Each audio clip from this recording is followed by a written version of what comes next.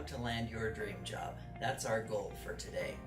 I want to help you find out how to get your dream job in the fewest steps possible. As the Vice President of Human Resources for a major high-growth financial institution, I hire a lot of people, and I know how HR departments work when they're trying to hire the very best.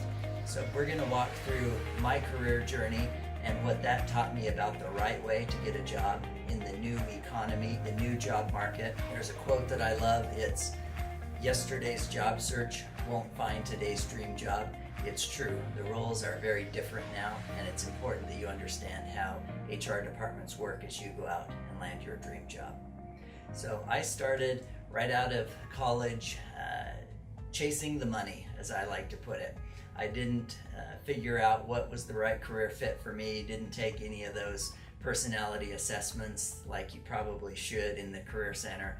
I just applied for the jobs that paid the most.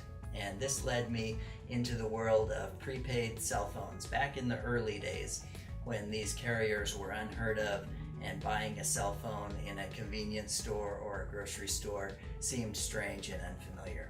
So my job as the sales director for a startup wireless company was to do what I call riding the range. I would drive my white minivan all over South Idaho, from Rexburg through Pocatello over to Twin Falls, and I would try to convince store owners to carry our cell phones next to the moonshine in their general store or their saloon, convenience store, whatever the location happened to be.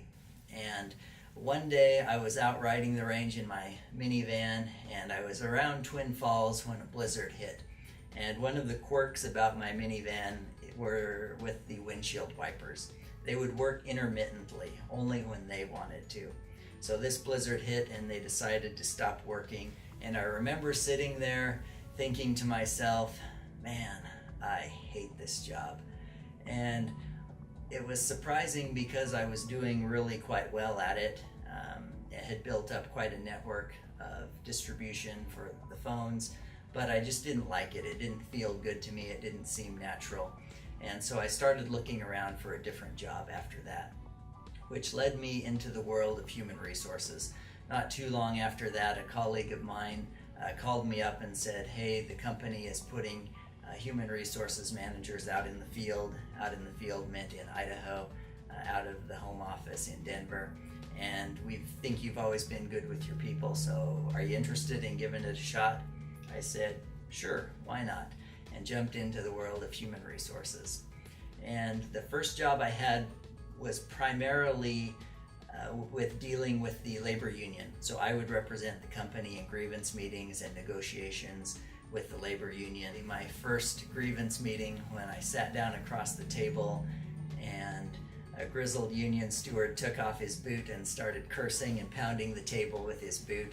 And to me, surprisingly, I wasn't intimidated.